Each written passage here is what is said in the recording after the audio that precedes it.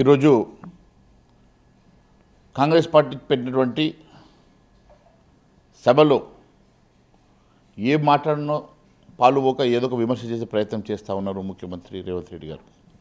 నేను ఒకటే అడుగుతా ఉన్నాను, మీరు ఇచ్చిన ఈ హామీ నెరవేర్చకుండా మీరు స్థానిక ఎన్నికలకు వెళ్తూ ఏదో అన్నీ చేసినట్టుగా గొప్పలు చెప్పుకునే ప్రయత్నం చేస్తూ ఉన్నారు. మీరు ఇచ్చినటువంటి 6 గ్యారెంటీల అంశంలో కానీ, మీరు మహిళలకు ఇచ్చినటువంటి హామీల అంశంలో కానీ, యువతకు ఇచ్చినటువంటి అంశంలో కానీ, రైతులకు ఇచ్చినటువంటి అంశాల్లో ఇచ్చినటువంటి హామీలు కానీ ఏవి కూడా నెరవేర్చకుండా 6 గ్యారెంటీలను తుంగలో తొక్కినటువంటి రేవంత్ రెడ్డి గారు ఈరోజు స్థానిక ఎన్నికలు వస్తున్నాయి కాబట్టి ఏదో చెప్పాల కార్యకర్తలకని ఏదో చేసినట్టు చెప్పి ప్రయత్నం చేస్తూ ఉన్నారు. మాట్లాడితే రైతు బంధు వేసినట్టుగా సంబరాలు చేసుకుంటూ ఉన్నారు.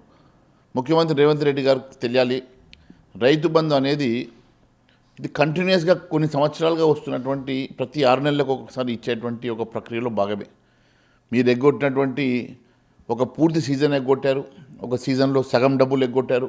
ఇప్పుడు ఒకసారి ఎన్నికలు వస్తున్నాయని చెప్పేసి ఇదే చివరి రైతు బంధు అన్నట్టుగా సంబరాలు చేసుకుంటూ ఉన్నారు.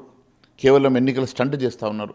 నేను ఒకటే అడుగుతా ఉన్నాను, మీరు రేపు స్థానిక ఎన్నికలకు వెళ్ళాలంటే మీరు ఎన్నికల్లో ఇచ్చినటువంటి హామీలు నెరవేర్చే దమ్ము మీకున్నదా? నీకు ఎన్నికల్లో ఇచ్చిన హామీలు నెరవేర్చకుండా ఓటు అడిగేటువంటి నైతిక హక్కు మీకు ఉన్నదా? దేనికోసమని సంబరాలు చేసుకుంటా ఉన్నారు, దేనికోసమని సభలు పెట్టేసి స్థానిక ఎన్నికలకు వెళ్ళాలని ఆలోచన చేస్తూ ఉన్నారు. స్థానిక ఎన్నికల్లో మీరు ఒప్పుకున్నటువంటి 42% రిజర్వేషన్ బీసీలకు ఇవ్వాల్సిందే. మీరు ఇచ్చినటువంటి 6 గ్యారెంటీలు అమలు చేయాల్సిందే. మీరు ఇచ్చినటువంటి 6 గ్యారెంటీలు అమలు చేయకుండా బీసీలను 42% రిజర్వేషన్ ఇస్తామని చెప్పి వంచన చేసి వారికి 42% రిజర్వేషన్ ఇవ్వకుండా మీరు యువతకు ఇచ్చినటువంటి హామీ కానీ, యావత్ రాష్ట్రంలో అన్ని వర్గాలకు బీసీ డిక్లరేషన్ కానీ, దళిత డిక్లరేషన్ కానీ, మరి గిరిజన డిక్లరేషన్ కానీ, మీరు ఇచ్చిన ప్రతి డిక్లరేషన్ ఇంప్లిమెంట్ చేయకుండా, మీరు ఇచ్చిన 6 గ్యారెంటీలు అమలు చేయకుండా మీరు ఎన్నికలకు వెళ్తే మరొక్కసారి ప్రజల్ని మోసం చేసినట్లే. మీకు ఎన్నికలు వెళ్ళేటువంటి నైతిక హక్కు కూడా మీకు లేదని చెప్పి నేను తెలియజేస్తూ ఉన్నాను. కేవలం హైదరాబాద్ వచ్చారు, ఏదో ఒక రకంగా ఈరోజు విమర్శ చేసి సమస్యల్ని పక్కదో పట్టించే ప్రయత్నం చేస్తూ ఉన్నారు. ప్రజలు గమనిస్తూ ఉన్నారు. ఎట్టి పరిస్థితుల్లో మీకు వచ్చే ఎన్నికల్లో ప్రజలు బుద్ధి చెప్తారని చెప్పి తెలియజేస్తూ ఉన్నాను.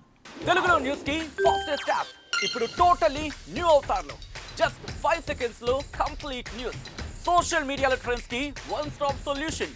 Live TV app voice search option తో ఇప్పుడే డౌన్లోడ్ చేయండి లేదా అప్డేట్ అయిపోండి. యాప్ లింక్ డిస్క్రిప్షన్ లో ఉంది.